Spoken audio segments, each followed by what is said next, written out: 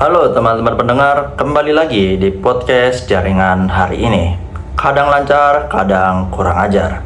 Tempat kita membahas segala hal tentang teknologi jaringan.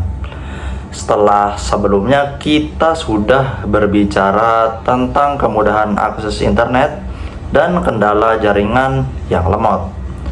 Kali ini kita akan masuk ke topik yang sangat penting, yaitu susahnya jaringan di pelosok. Topik ini tidak hanya relevan, tetapi juga menyentuh kehidupan banyak orang di luar sana. Meskipun kita di kota besar mungkin menikmati internet cepat, banyak saudara-saudara kita di pelosok masih berjuang untuk sekadar mendapatkan sinyal. Mari kita bahas lebih dalam. Yang pertama, itu ada realita jaringan di pelosok. Akses internet yang stabil itu sudah menjadi kebutuhan yang mendasar bagi kebanyakan orang. Tapi sayangnya, untuk daerah pelosok, hal ini masih menjadi tantangan besar. Salah satunya itu minimnya infrastruktur. Nah, salah satu alasan utamanya itu adalah minimnya infrastruktur jaringan. Menara BTS atau kabel serat optik itu sering kali tidak dibangun di daerah terpencil dikarenakan biayanya yang tinggi dan keterbatasan akses. Selanjutnya ada sinyal yang lemah atau tidak ada sinyal sama sekali. Banyak wilayah pelosok yang masih tergantung pada jaringan 2G, 3G, ataupun bahkan tidak memiliki sinyal sama sekali. Hal ini membuat aktivitas yang memerlukan internet itu hampir menjadi mustahil, seperti belajar daring ataupun mengakses informasi yang penting. Selanjutnya, ketergantungan pada jaringan satelit. Di beberapa daerah itu hanya bisa mengandalkan jaringan satelit. Meskipun membantu, jaringan ini sering kali lambat, mahal, dan tidak stabil, terutama saat cuaca sedang buruk. Selanjutnya yang kedua itu dampak buruk akses internet. Nah, keterbatasan jaringan di pelosok itu membawa berbagai dampak negatif yang signifikan. Salah satunya pendidikan yang tertinggal. Nah, kita ambil contoh saat pandemi COVID-19 kemarin, itu memperlihatkan betapa pentingnya internet untuk pendidikan anak-anak. Namun, banyak siswa di pelosok itu tidak bisa mengikuti pembelajaran daring dikarenakan kendala jaringan. Akibatnya, mereka tertinggal dibandingkan teman-teman mereka yang ada di kota dan teman-teman mereka yang mudah untuk akses ke internet.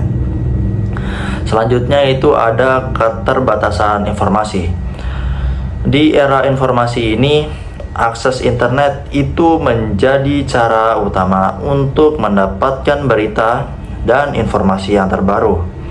Di daerah pelosok, keterbatasan ini sering kali membuat masyarakat kurang mendapatkan informasi yang penting, termasuk tentang kesehatan ataupun peluang ekonomi. Selanjutnya, peluang ekonomi yang hilang. Nah, UMKM di pelosok itu sulit untuk berkembang tanpa adanya akses internet. Padahal, jika mereka bisa memanfaatkan platform digital, produk lokal mereka itu bisa menjangkau pasar yang lebih luas. Selanjutnya di nomor 3 itu ada mengapa jaringan di pelosok susah terjangkau. Ada beberapa alasan mengapa jaringan itu sulit menjangkau di daerah-daerah pelosok. Salah satunya itu ada kendala geografis. Di daerah pegunungan, hutan lebat, ataupun pulau-pulau kecil itu memiliki tantangan geografis yang membuat pembangunan infrastruktur menjadi sulit dan lebih mahal. Dan juga jikalau ingin membangun di tempat-tempat yang sulit untuk dijangkau, itu akan sangat beresiko. Ketika di pegunungan itu beresiko longsor, saat di pulau-pulau kecil saat ada badai besar itu sangat beresiko juga. Selanjutnya itu ada kurangnya investasi. Penyedia layanan internet sering kali lebih fokus pada daerah-daerah yang lebih menguntungkan secara ekonomi, seperti di kota besar. Daerah pelosok itu sering dianggap kurang menguntungkan dikarenakan jumlah penduduk yang lebih sedikit dan daya beli yang lebih rendah. Selanjutnya, biaya operasional yang tinggi. Memelihara jaringan di daerah pelosok itu membutuhkan biaya yang besar, terutama jika wilayah tersebut itu sulit untuk diakses. Hal ini menjadi salah satu alasan utama mengapa jaringan belum merata. Selanjutnya yang keempat itu upaya yang sudah dilakukan. Meski tantangannya besar, itu ada beberapa langkah yang sudah dilakukan untuk meningkatkan akses internet yang ada di pelosok.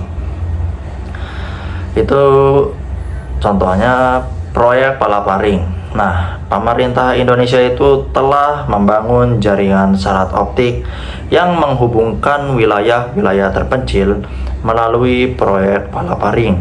Meski belum sempurna, ini adalah langkah awal yang lebih penting.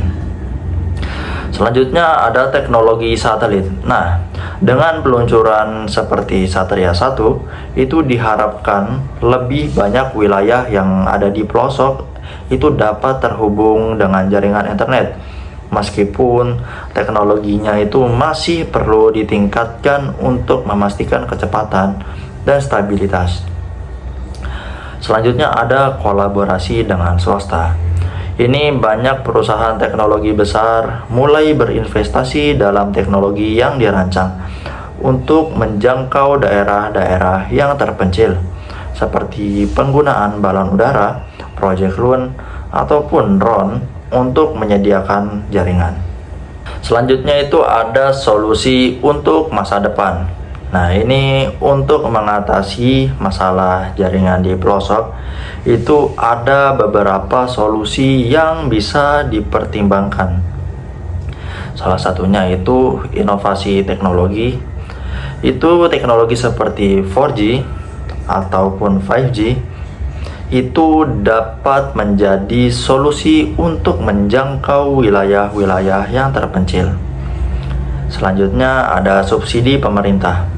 Ini pemerintah perlu memberikan subsidi atau insentif kepada penyedia layanan internet agar mereka mau berinvestasi di daerah pelosok. Selanjutnya, pendidikan dan literasi digital. Selain membangun jaringan, penting juga untuk memberikan pendidikan dan literasi digital kepada masyarakat-masyarakat pelosok agar mereka bisa memanfaatkan internet secara optimal ketika akses itu tersedia. Selanjutnya ada kemitraan lokal. Nah, ini menggandeng komunitas lokal untuk membantu pembangunan dan pemeliharaan infrastruktur, dapat mengurangi biaya dan meningkatkan efektivitas penyebaran jaringan. Selanjutnya yang keenam itu ada dampak kehilangan akses internet yang ada di pelosok. Itu ada 5. Yang pertama, keterbatasan pendidikan. Yang kedua itu isolasi sosial. Yang ketiga, keterlambatan respon darurat. Yang keempat, kesenjangan ekonomi yang meningkat. Dan yang kelima itu terhambatnya inovasi lokal. Ketika suatu wilayah itu tidak memiliki akses internet, ada berbagai dampak serius yang dirasakan oleh masyarakatnya. Hal ini tidak hanya mempengaruhi kehidupan sehari-hari, tetapi juga masa depan komunitas tersebut secara keseluruhan. Berikut ini adalah beberapa dampaknya. Yang pertama, itu ada keterbatasan pendidikan. Di era digital, internet itu adalah jembatan utama menuju sumber pengetahuan. Tanpa akses internet, siswa yang ada di pelosok itu kehilangan kesempatan untuk belajar melalui platform daring, mengakses materi pembelajaran tambahan, ataupun mengikuti kursus-kursus online yang bisa membantu mereka bersaing di dunia kerja nantinya. Selanjutnya ada isolasi sosial. Internet memungkinkan orang untuk tetap terhubung dengan dunia luar. Di pelosok, minimnya jaringan membuat masyarakat merasa terisolasi. Mereka tidak bisa dengan mudah berkomunikasi dengan kerabat mereka yang ada di luar daerah ataupun mendapatkan informasi tentang apa yang terjadi yang ada di luar sana. Selanjutnya yang ketiga itu keterlambatan respon darurat.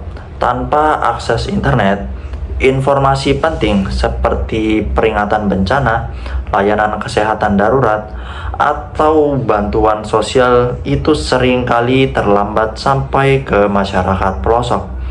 Hal ini dapat mengakibatkan konsekuensi yang serius, terutama di wilayah yang rawan bencana. Selanjutnya yang keempat itu kesenjangan ekonomi yang meningkat.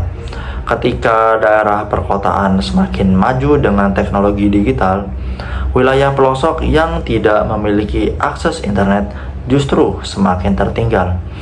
UMKM lokal itu sulit berkembang dikarenakan tidak bisa memanfaatkan platform digital untuk memasarkan produk mereka, sehingga ekonomi lokal mereka begitu-begitu aja. Dan yang kelima itu terhambatnya inovasi lokal. Internet itu adalah sumber inspirasi dan inovasi. Tanpa akses ke jaringan global, masyarakat pelosok sulit mendapatkan ide-ide baru yang membantu mereka mengembangkan potensi lokal, seperti pertanian berbasis teknologi atau pariwisata digital. Teman-teman, susahnya jaringan di pelosok adalah realitas yang harus kita akui. Namun, dengan kerjasama antara pemerintah, swasta, dan masyarakat, kita bisa berharap akses internet yang lebih merata di masa depan. Terima kasih sudah mendengarkan episode kali ini. Jangan lupa untuk terus mendukung podcast jaringan hari ini. Dan sampai jumpa di episode berikutnya. Mari bersama-sama terus terkoneksi dan menjangkau lebih banyak orang. Manfaatkan internet itu dengan bijak untuk hal-hal yang positif yang bisa membawa manfaat bagi kita dan orang-orang sekitar. Sampai jumpa.